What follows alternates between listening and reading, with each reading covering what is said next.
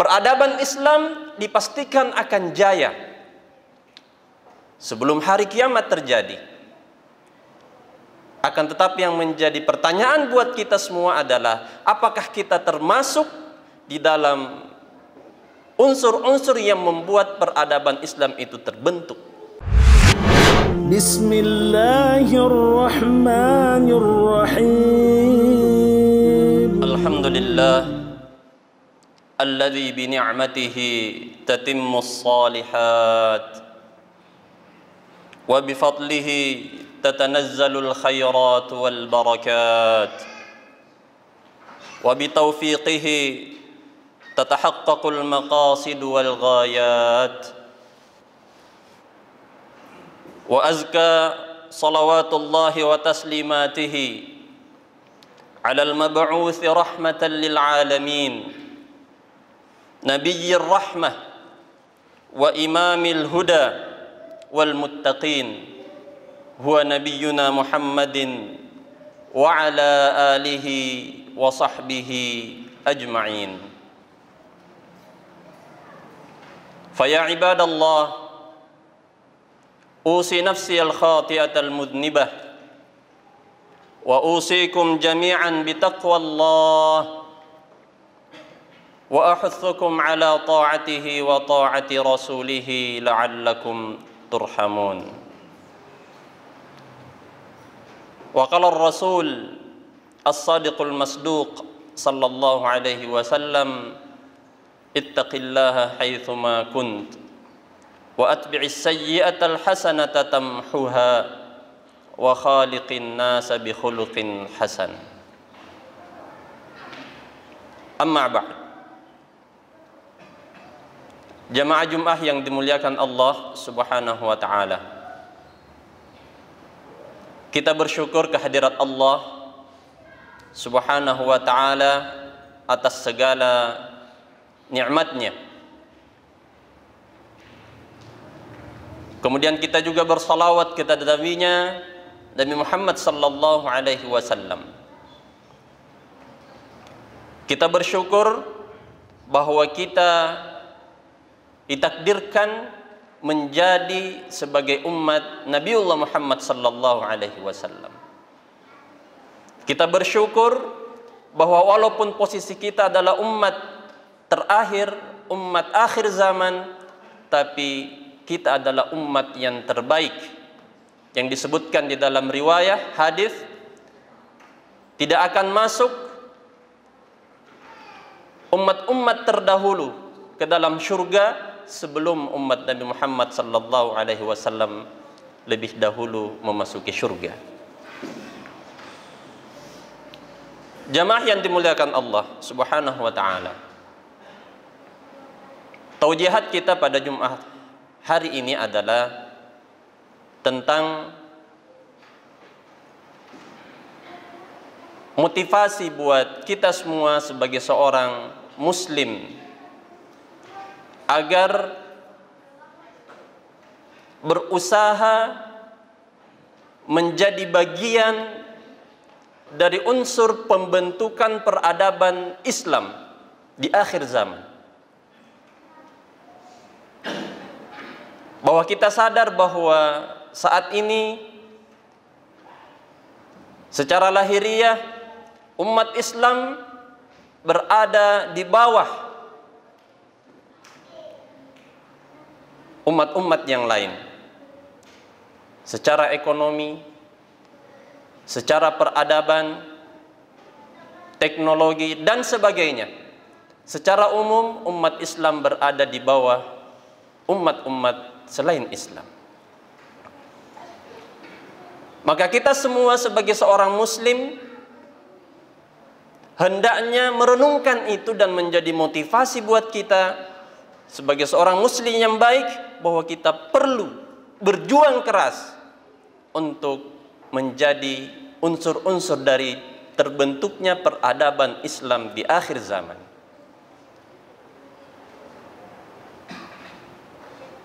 Peradaban Islam dipastikan akan jaya sebelum hari kiamat terjadi.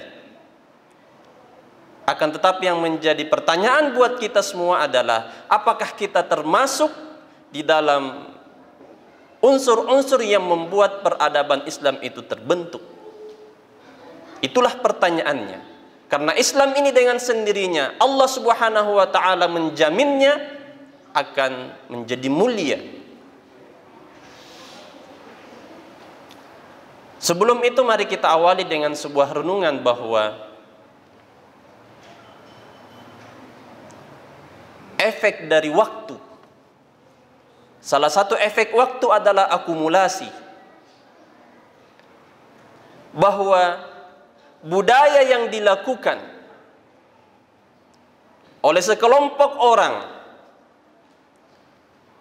yang dilakukan berulang-ulang, maka itulah yang membentuk peradaban suatu komunitas itu. Maka secara umum ketika kita evaluasi mengapa umat Islam belum muncul, belum menjadi ya'lu wa la yu'la alaih, karena waktu yang dilalui oleh kita semua sebagai seorang muslim di dalam kehidupan kita belum tercermin sikap-sikap seorang muslim yang menjalankan tuntunan Islam secara kafah, secara syumuliyah di dalam kehidupan kita, sehingga peradaban Islam itu belum terbentuk saat ini. Jamaah yang dimuliakan Allah, pada kali ini adalah kita ingin sepakat untuk menetapkan dua unsur utama, dua bahagian besar yang menjadikan terbentuknya peradaban Islam.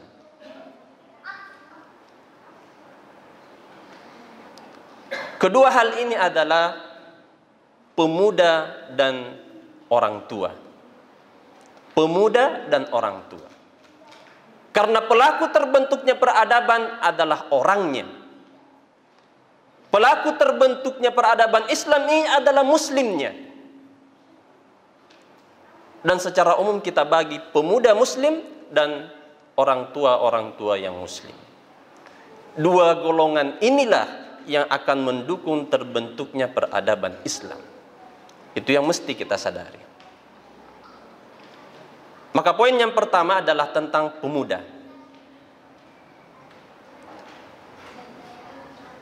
Pada taujihat kita kali ini, kita ingin bagaimana agar pemuda-pemuda kita, pemuda-pemuda muslim harusnya sadar bahwa pemuda-pemuda kita saat ini merekalah harapan. Harapan masa depan. Yang mana seringkali disebutkan bahwa rusaknya sebuah peradaban, rusaknya seorang pemuda, generasi pemuda, maka pasti rusak pula peradaban tersebut. Ini yang mesti dicamkan oleh kita semua sebagai seorang pemuda. Buat saudara-saudara yang masih merasa pemuda.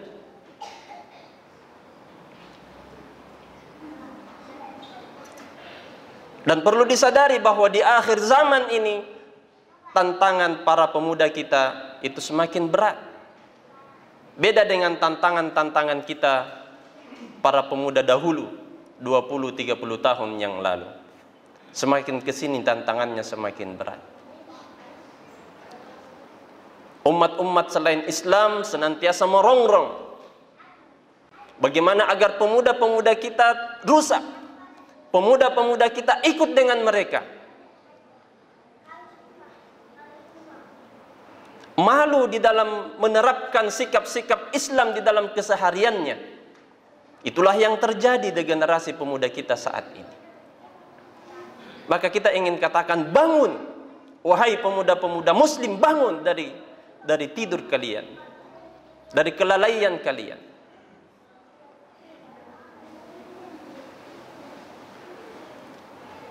Para pemuda yang diberkati Allah Subhanahu wa taala, pemuda muslim, ketahuilah bahwa sesungguhnya kita sudah lama tertidur, dipengaruhi oleh sistem, sehingga kita tidak tersadar bahwa kita pelan-pelan melupakan ajaran-ajaran Islam dan ikut mengekor kepada kebiasaan-kebiasaan non-muslim.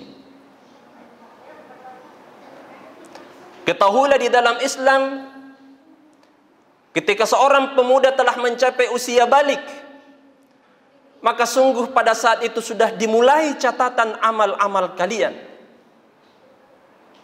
Amal baik dan amal buruk sudah mulai tercatat. Mukallaf, tamyiz, beban-beban kewajiban itu sudah kena ketika seorang pemuda sudah mencapai akil balik. Maka di dalam Islam tidak ada kata remaja. Tidak ada kata remaja di dalam Islam sesungguhnya. Kenapa? Karena secara umum, secara sosial, secara undang-undang, bahkan pandangan masyarakat ini perlu dikoreksi. Karena dengan munculnya istilah remaja, maka ada orang yang mengatakan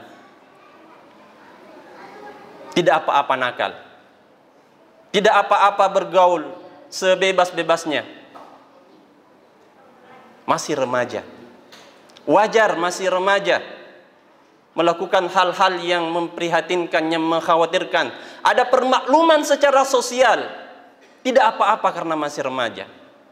Padahal tidak. Di dalam Islam, ketika orang sudah akil balik, maka dia otomatis bertanggung jawab atas setiap perbuatan yang dia lakukan.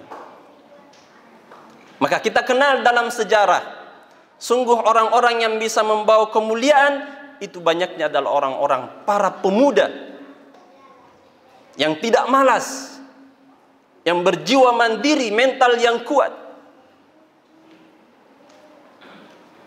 Bukankah kalau kita evaluasi undang-undang kita pada saat ini, ketika ada yang dari golongan remaja kita, kalau kita katakan seperti itu, melakukan pelanggaran hukum,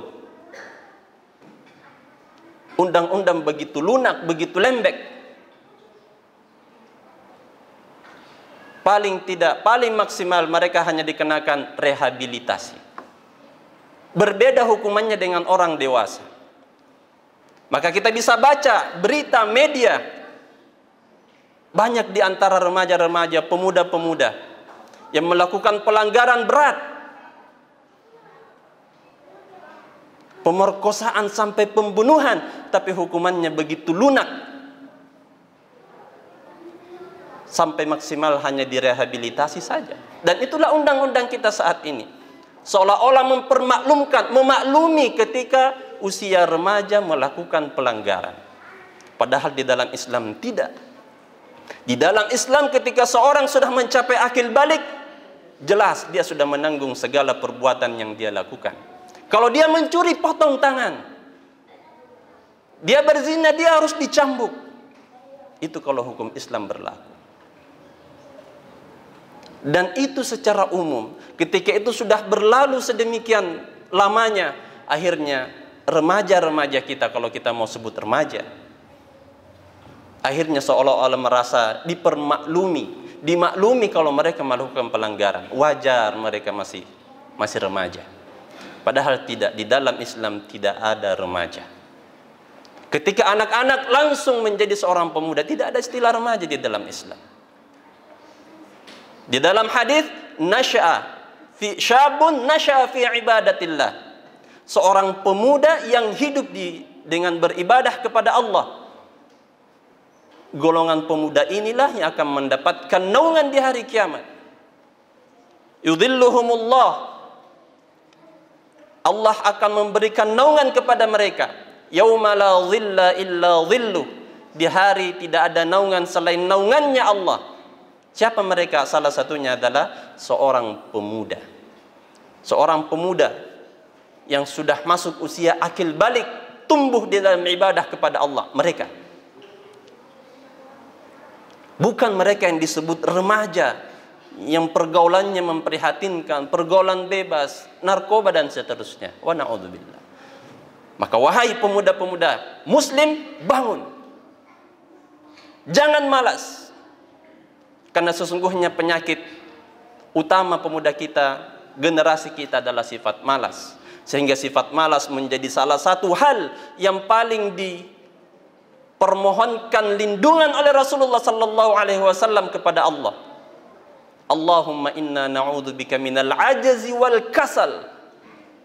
Ya Allah, kami berlindung diri kepadamu dari sifat lemah dan sifat malas. Karena demikian pentingnya kita berusaha menghilangkan, mengendalikan rasa malas itu. Itu untuk pemuda-pemuda kita. Saudara-saudaraku semua, sebagai seorang pemuda muslim, bangun. Belajar yang giat. Jangan ikut dengan tuntunan-tuntunan selain ajaran-ajaran Islam yang melanggar. Yang kedua adalah para orang tua. Bahwa Allah Subhanahu wa taala telah mengingatkan di dalam Al-Qur'an, An-Nisa ayat 9, wal yakhshal ladzina law taraku min khalfihim dzurriyyatan di'afa. Hendaknya mereka ini. Siapa? Para orang tua. Orang-orang yang sudah mempunyai generasi, anak cucu. Law taraku min khalfihim dzurriyyatan di'afa. Sekiranya mereka meninggalkan di belakang mereka generasi yang lemah.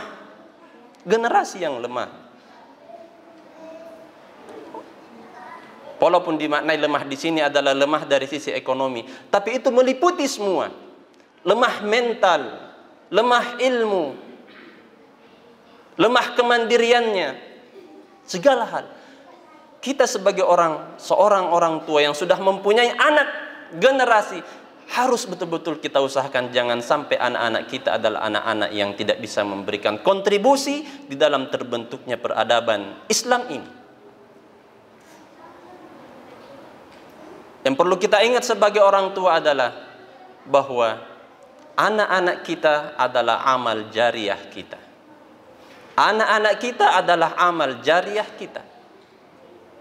Seorang anak yang berhasil dididik menjadi seorang anak yang soleh, maka dia akan menjadi di antara salah satu amal jariah yang akan terus mengalir pahalanya. Wa waladun soleh yad'u lah. Dan seorang anak soleh yang senantiasa mendoakan kedua orang tuanya. Begitu juga sebaliknya, anak kita itu bisa membuat kita terjerumus ke dalam neraka. Kita ditarik ke dalam neraka. Ketika apa? Ketika kita membiarkan generasi kita tidak mau mempedulikan bagaimana pendidikan anak kita. Contoh yang khas, contoh yang spesifik di dalam kehidupan keseharian kita apa? Anak-anak kita, ketika mereka tidak sholat misalkan, kita tidak peduli. Toh mereka masih kecil misalkan. Padahal mereka sudah masuk usia yang seharusnya sudah diingatkan untuk sholat. Apalagi kalau sudah masuk usia balik, yang di dalam tuntunan harus dipukul, harus keras.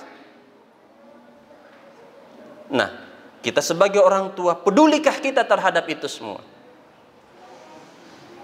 Kita begitu menginginkan anak-anak kita berprestasi secara akademik, tapi kalau kita tidak siapkan dari kecil mentalitas Islamnya, kita didik mereka dengan keyakinan, keimanan, cinta kepada Allah Subhanahu wa taala, maka pasti dijamin kita akan menyesal. Di dunia ini, apalagi di akhirat. Hadirin jamaah yang dimuliakan Allah Subhanahu wa taala, kiranya ini taujihat kita pada hari ini, ajakan kepada kita semua, unsur pemuda Islam dan unsur orang tua yang mempunyai anak-anak, ini harus baik. Karena itulah yang akan membentuk berdirinya peradaban Islam di akhir zaman ini. Semoga kita semua menjadi unsur-unsur ini, sehingga itu menjadi amalan yang bisa diandalkan di hadapan Allah Subhanahu wa taala. Ya Allah, saya sudah melakukan ini. Saya sudah mempersembahkan generasi ini, generasi kami, untuk di jalan-Mu ya Allah. Maka terima amal kami. Demikianlah yang kita harapkan, agar kita mendapatkan balasan yang terbaik dari Allah Subhanahu wa ta'ala. Barakallahu li wa lakum fil Qur'anil azim. Wa nafa'ani wa iyyakum bima fihi minal ayati wa dzikril hakim. Wa taqabbala minni wa minkum tilawatahu wastaghfiruhu innahu huwal ghafurur rahim.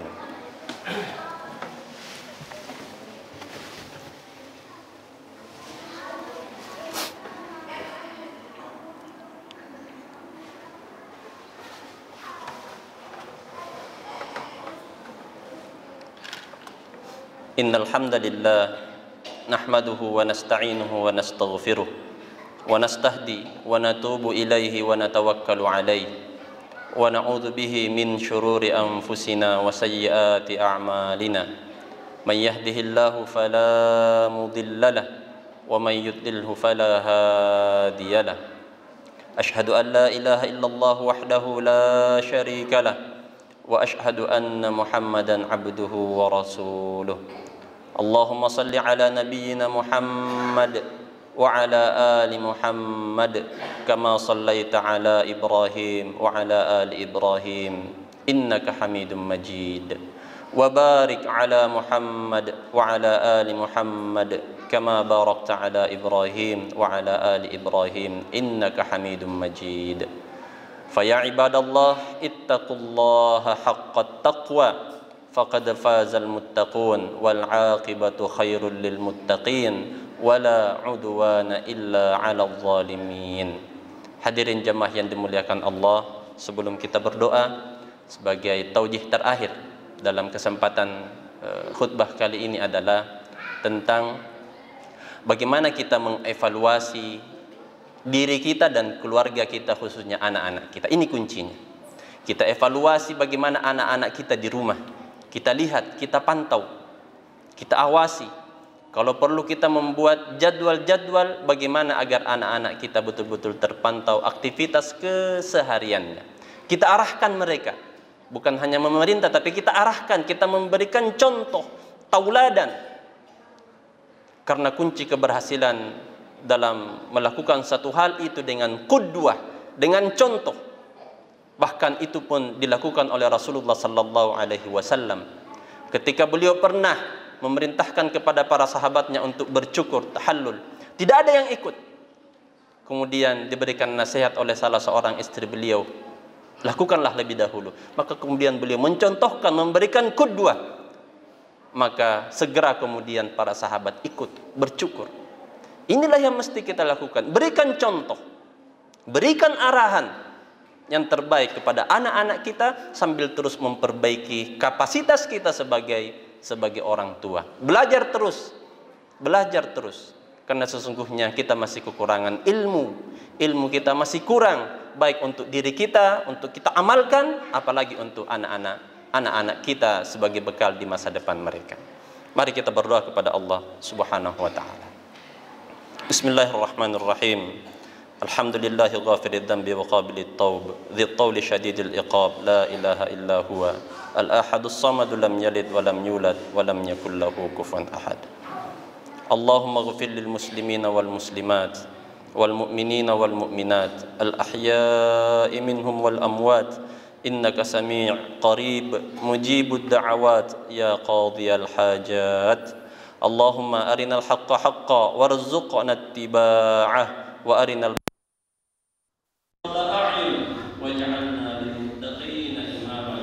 اللهم اهد شباب المسلمين اللهم اهد شباب المسلمين اللهم اهد شباب المسلمين اللهم اهد نساء المسلمين واصلح ولاة امور المسلمين وانصرهم على اعدائك واعدائهم يا رب العالمين. ربنا آتنا في الدنيا حسنة وفي الآخرة حسنة وقنا عذاب النار. اللهم هذا دعاؤنا ومنك الإجابة فإنك أنت الحق وقولك الحق فاستجب دعاءنا يا أرحم الراحمين. وصلى الله على نبينا محمد وعلى آله وصحبه أجمعين. هدنا الله وإياكم أجمعين. والسلام عليكم ورحمة الله وبركاته. Jazakumullahu khairan telah menonton video ini. Dukung terus channel dakwah PKM TV dengan cara like, komen, share, dan subscribe. Ikuti juga informasi kajian PKM TV di akun resmi PKM TV.